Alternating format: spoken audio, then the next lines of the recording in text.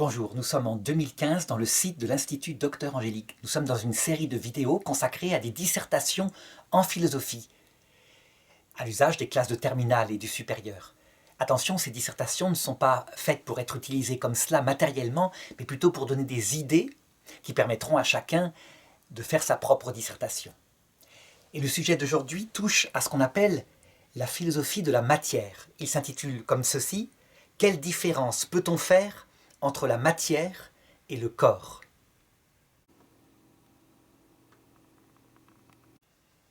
Nous sommes bien dans un sujet de philosophie. On pourrait dire, mais non, puisqu'il aborde la matière. La matière, c'est quelque chose qui est du domaine des sciences, en particulier de la physique et de la biologie.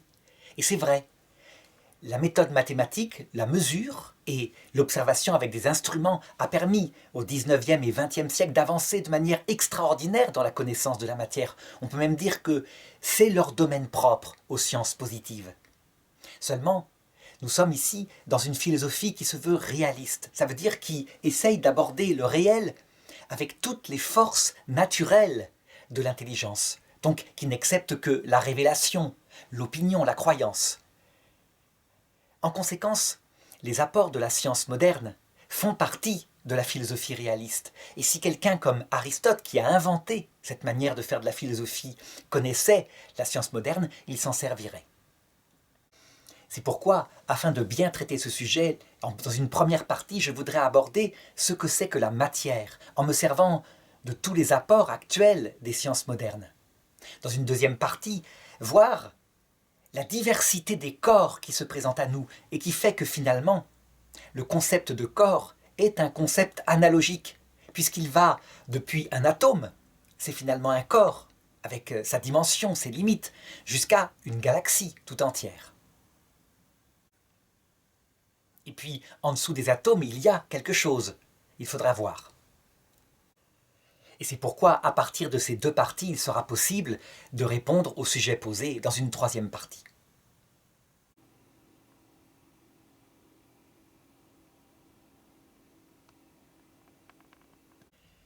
Qu'est-ce que la matière ? C'est une question qui s'est posée dès l'Antiquité grecque, on peut dire avec des pré-socratiques, comme Parménide, Héraclite, qui se sont penchés là-dessus. Il y a eu des théories diverses, comme la théorie atomiste, et celle, à la même époque, des 5 éléments, qui a été gardée par un philosophe comme Aristote. Donc, c'est un mystère. On veut savoir ce qui fait, ce qui est commun à tous les corps que nous expérimentons et qui s'appelle la matière. On sait que le corps humain est fait de matière, mais aussi un caillou, et aussi un atome. Il y a donc quelque chose de commun à tous ces êtres, et il faut chercher ce que c'est. Eh bien, c'est avec la science moderne qu'on va approcher le plus possible de, je dirais, cette essence radicale qui est présente à tous les corps, pour essayer de la définir. Pour Aristote, rappelons-le, dans sa science de l'époque, 5 éléments composaient la matière. L'eau, l'air, le feu, la terre et la quintessence, c'est-à-dire une matière éternelle et immortelle qui composait les astres. Parce qu'il constatait, avec ses sens, en regardant les étoiles, qu'elles étaient immuables. Et donc, il avait imaginé une matière qui ne se décomposait pas. Tandis que sous la Lune, toute la matière, sous les formes des quatre autres éléments, se décomposait. Ce n'était pas la seule théorie. Certains avaient pensé à des petites boules microscopiques qui s'agençaient ensemble pour faire la matière. On sait que au XIXe siècle, c'est cette théorie atomiste qui s'est révélée être vraie. Et le tableau de Mendeleïev, qui établit la composition de la matière en fonction de particules encore plus élémentaires, s'est développé à cette époque-là. On a développé la connaissance des électrons, des protons, des neutrons qui composent la matière. Mais la science est allée encore plus loin. Elle s'est rendue compte qu'il y avait des particules encore plus petites qui composaient les électrons, les protons, les neutrons. On les appelle des quarks. On s'est alors posé la question, pourquoi pas diviser à l'infini, vers l'infiniment petit, pour trouver une particule des particules qui ne pourraient pas être divisées? C'était la question. Eh bien, on peut dire que c'est au XXe siècle qu'on va approcher, faire des pas supplémentaires dans la connaissance de ce que c'est que cette matière fondamentale à tous les êtres, et en particulier par la théorie d'Albert Einstein, la théorie de la relativité, mais aussi par la théorie quantique. Les deux théories vont servir pour la connaître. Albert Einstein s'occupe plutôt des corps immensément grands, tandis que la théorie quantique s'occupe de l'immensément petit. Albert Einstein, à travers des calculs complexes, va finir par établir un mystère de la matière. Il regarde la lumière et il constate que, quelle que soit la vitesse de quelqu'un qui est dans une fusée par exemple, la vitesse de la lumière devant lui et derrière lui est toujours identique à elle-même. C'est une constante qu'on appelle c, environ 300 000 km par seconde. Elle ne peut jamais donc être rattrapée. C'est un problème. Normalement, quand il s'agit du son, si un avion augmente sa vitesse, eh bien, il finit par rattraper son propre son jusqu'au double bang supersonique. Donc, à travers des équations, il va penser les choses, et il va émettre l'hypothèse que le temps et les distances seraient peut-être des variables. L'expérience menée dans les années 1910, après l'observation d'une éclipse, va montrer que sa théorie est vérifiée. La lumière des étoiles est déviée par la masse du Soleil. C'est ce que permet de manifester cette éclipse. Et donc, l'équation terminale à laquelle il est arrivé, à savoir E égale mc2, donc de l'énergie est égale à cette masse, donc cette matière palpable qui est devant soi, multipliée par la vitesse de la lumière au carré, va donc être vérifiée. La matière, c'est donc quelque chose qui s'appelle de l'énergie, et ça a un rapport avec la lumière. On peut dire que la masse pesante, par exemple, de cet objet, eh bien, c'est de l'énergie comme cristallisée sur elle-même, de telle quantité qu'elle en devient pesante. Donc, ça semble être un apport formidable. Cette énergie serait donc ce qui compose la matière. Mais qu'est-ce que c'est que cette énergie? Eh bien, au même moment, d'autres chercheurs qui se penchent sur l'immensément petit vont développer une connaissance de choses immensément plus petites que l'atome. Ce sont des particules élémentaires. Et ils vont se rendre compte qu'elles sont spéciales. Ce ne sont pas des corps comme on les imagine. Un corps, normalement, c'est quelque chose de localisé, limité par l'espace qu'il occupe. Là, au contraire, dans ces particules, il y a des propriétés qui s'ajoutent ensemble et qui semblent contradictoires. À savoir, par exemple, qu'un électron, on ne peut pas savoir à la fois où il est, précisément, et en même temps sa vitesse. On connaîtra précisément l'un, mais alors l'autre sera flou. On connaîtra l'autre, mais alors le premier sera flou. En fait, ça veut dire que concrètement, un électron qui tourne autour d'un proton, c'est à la fois une particule, il y a quelque chose. On fait des expériences qui montrent même, je dirais qu'on peut le localiser. Mais c'est en même temps comme un nuage d'ondes, une énergie vaporeuse, située tout autour du proton, comme un champ. Oui, l'expression un champ d'énergie. Les deux à la fois. Donc évidemment, on retrouve cette notion d'énergie, cette notion aussi de lumière peut-être.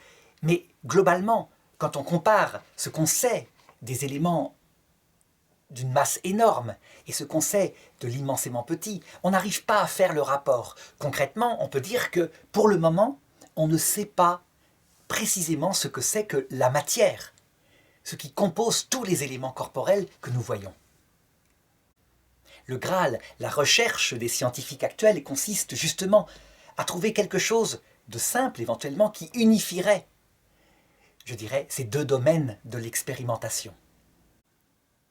Ce qui est certain donc pour le moment, c'est que la matière, c'est ce qui compose tous les corps, depuis l'immensément petit à l'immensément grand, que tous les corps que nous connaissons et tous les corps que nous ne connaissons pas encore, comme par exemple ce qu'on appelle la matière noire, ça veut dire à peu près 95% de la matière qui compose les galaxies, est présente, on le sait, puisqu'il y a une gravitation qui permet de calculer une masse invisible, mais pourtant on ne sait pas ce que c'est. Mais peu importe, tous les corps sont composés de matière.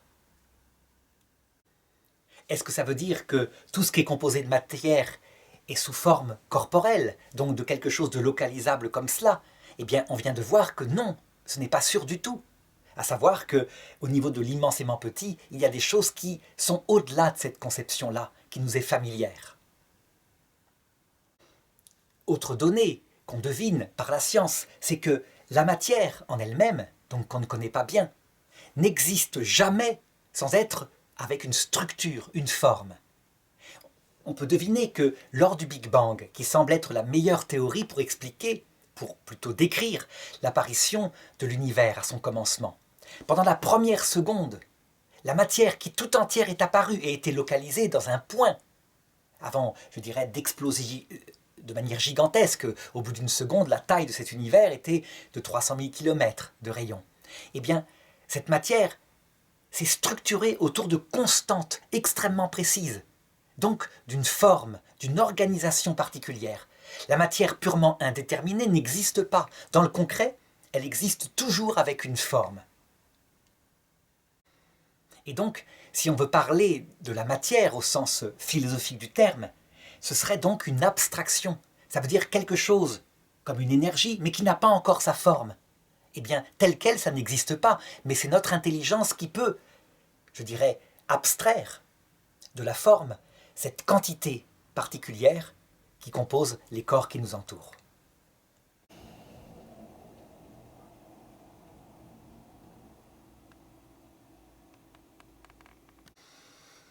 Et justement, dans cette deuxième partie, je voudrais maintenant aborder ce que c'est qu'un corps. Là, au contraire, c'est quelque chose qui nous est familier, que nous pouvons expérimenter avec nos 5 sens. Globalement, un corps, c'est la manière la plus simple, la plus immédiate dont nous constatons que la matière se présente. À savoir, quelque chose qui est localisé, donc je prends cet exemple encore, qui occupe son propre lieu et qui est limité par son propre lieu. Ça veut dire que ce corps-là n'occupe pas la place qui est ici en ce moment. Il faut qu'il se déplace pour l'occuper. Donc, un corps, il n'y a rien de plus concret. Lorsqu'on observe la nature et qu'on se sert aussi des sciences qui permettent de connaître des choses qu'on n'observe pas, on voit que tout n'est pas sous forme corporelle de ce qui est matériel. Donc, quand on part de l'immensément petit, je l'ai dit, au-dessous de l'atome, ce n'est pas véritablement quelque chose de corporel et de localisable. C'est autre chose. Ce sont à la fois des nuages d'énergie, mais en même temps des particules.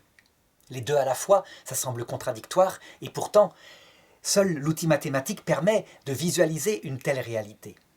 Dès qu'on passe à l'atome concret, donc l'hydrogène par exemple, alors on peut commencer à parler d'un corps qui a une localisation, une limite, à savoir le nuage d'électrons qui est autour de lui. Mais une limite très particulière parce que les ondes émises par ce corps font-elles partie de ce corps?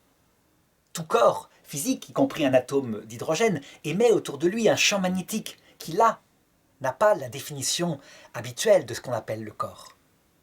Dès qu'on passe aux molécules, donc une composition d'atomes ensemble, évidemment, là c'est de plus en plus localisable, avec éventuellement les macromolécules qu'on trouve dans la vie, comme l'ADN, où là on peut presque les voir, je dirais avec un microscope simple. Alors lorsque nous arrivons à notre niveau d'expérience, à nous, donc nos 5 sens, nous constatons que la plupart des êtres que nous expérimentons, ne serait-ce que les personnes qui nous entourent, les animaux, les cailloux, eh bien, sont sous forme corporelle. Ça veut dire occupent un lieu, etc. Est-ce que ça veut dire que tout ce qui est matériel autour de nous, expérimenté par nos sens, est sous forme corporelle et que l'aspect non corporel de la matière n'est qu'au niveau de l'immensément petit?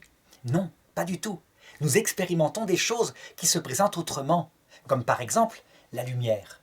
La lumière lorsqu'elle passe à travers un carreau. C'est autre chose. C'est un rayon non palpable. C'est un autre état de la matière. C'est pourtant de la matière au sens propre et la science montrera qu'il y a même des particules qu'on appelle des photons, mais que c'est en même temps une onde.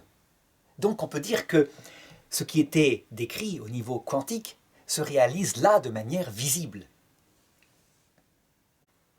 Mais il en est de même pour le son. Le son n'est pas un corps, mais s'il se déplace en se servant d'un corps particulier, qui est l'air. Et justement, ça permet de décrire maintenant ce que Aristote avait bien décrit à son époque, à savoir plusieurs états sous lesquels se présentent ces corps. Effectivement, les 4 éléments ne sont pas 4 éléments, mais sont plutôt en fonction de la température des états de tous les corps. Par exemple, si je prends encore ce corps-là, composé de plastique, eh bien, il est solide. Il se présente sous l'état solide, c'est vrai. Mais si je le chauffe, à un moment donné, il va devenir liquide.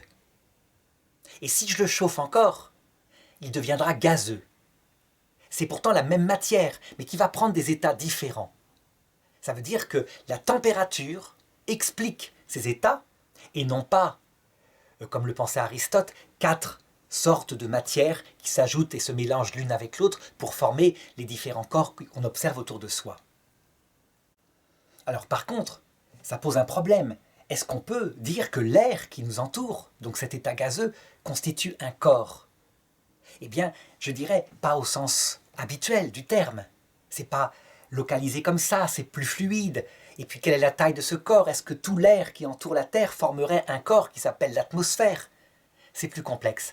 Et donc on voit bien que là, on est face à une notion analogique. Ça veut dire que on peut par analogie dire que l'air est corporel, parce que finalement, elle occupe le lieu de cette pièce où je suis, donc elle est bien localisée, etc. Mais ce n'est pas de la même façon que ce corps-là, qui lui a son unité complète, stabilisée. Et c'est vrai, la notion analogique de corps, elle est partout présente. Par exemple, je suis un corps vivant. Mais ce corps vivant-là, est-ce qu'il peut être réduit à un caillou? Au point de vue des propriétés de localisation, etc., oui. De la masse attirée par la gravitation, oui. Mais on voit bien que le caillou est un corps immensément moins structuré que le corps humain, qui a une organisation fantastique, et non seulement fantastique, mais qui en plus peut penser, peut éprouver des émotions. Et pourtant, c'est bien corporel. C'est sous une forme corporelle que se présente un être humain. Autre domaine d'analogie pour définir un corps, si je prends la planète Terre tout entière, eh bien, prise dans son ensemble, elle est un corps. Elle est localisée, elle est dans sa limite, donc elle entre bien sous la définition. Mais en fait, elle contient sur sa surface et sous sa surface des milliards d'éléments qui, à eux-mêmes, eux seuls, forment des corps. Donc on peut regarder les choses de diverses dimensions, avec son intelligence et ses sens, soit en prenant la Terre tout entière comme un seul corps, soit en regardant chacun des êtres qui sont à sa surface et à son intérieur. Et le même raisonnement se fera jusqu'à l'immensément grand, à savoir les galaxies forment finalement quelque part un corps unifié, avec une structure étonnante, mais qui est réunie par une force, en un seul corps, bien localisable, cette force étant la gravitation. Quant à l'univers tout entier, apparu il y a 13,7 milliards d'années, finalement, tout son ensemble forme une sorte de sphère qui est un corps. Donc tout cela montre qu'il faut un esprit très souple, qui est capable de regarder ce qu'il y a de commun à tous ces corps. Et je crois que ce qu'on peut dire, c'est que tous ces corps ont en commun d'être localisés, d'habiter leurs propres limites, limites de lieu, de pouvoir se déplacer et d'être individués par leur composition matérielle. Je veux dire par là que cet outil-là forme un seul individu, bien représenté par ses limites, mais que mon corps aussi manifeste que je suis un seul individu, que l'univers dans son ensemble forme un seul univers. C'est donc de cette façon-là qu'il faut regarder l'analogie. Alors, dernière petite question, est-ce qu'une œuvre d'art est un corps comme les autres? Alors, d'un point de vue de la physique, du regard du physicien, oui, elle occupe un lieu, je parle d'une sculpture par exemple, ou d'une peinture, elle occupe un lieu, elle est localisée, etc., tout y est. Mais évidemment, on ne pourra pas se contenter, pour étudier ce que c'est qu'une œuvre d'art, de son aspect corporel. C'est autre chose, elle est porteuse de toute la créativité, le projet d'un artiste. Idem pour le corps humain. Il n'est incompréhensible sans l'âme qui l'accompagne, et la culture, et la pensée, et la personnalité, etc.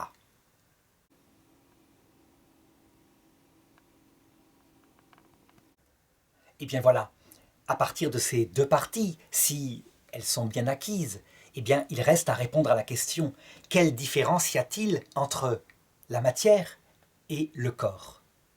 Eh bien je dirais que la matière, c'est une notion abstraite par notre intelligence qui permet de découvrir cette énergie encore inconnue qui compose tout ce qui est expérimentable dans cet univers.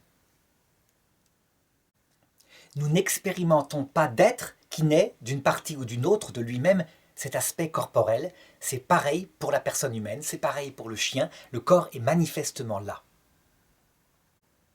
Quant au corps, c'est l'une des manières concrètes dont cette matière, se réalise. C'est un état de la matière qui est le plus expérimentable en premier lieu par nos sens. Mais ce n'est pas le seul état. Il y a d'autres états de la matière, comme par exemple l'énergie, les ondes, etc. Il est même possible qu'il existe des états de la matière que nous n'avons jamais encore découverts. Certains disent que la matière, finalement, c'est comme une pâte à modeler. Et selon les constantes qui se mettent en elle au point de départ, elle peut donner toutes sortes de mondes différents. Et donc rien n'empêche, pensent ceux qui font de la science-fiction, parce qu'ils ne pourront jamais le découvrir, qu'il existe d'autres univers ailleurs ayant d'autres propriétés qui n'ont rien à voir avec notre univers à nous. Donc dans le concret, la matière n'existe qu'avec sa forme structurée, et sa forme peut se réaliser sous forme d'un corps localisable, individué.